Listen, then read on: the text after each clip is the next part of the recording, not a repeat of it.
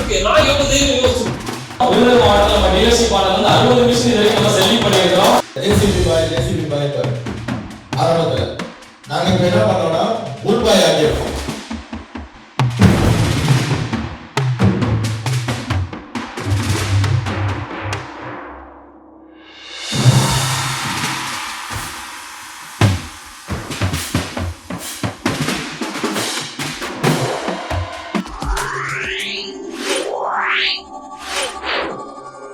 Yeah.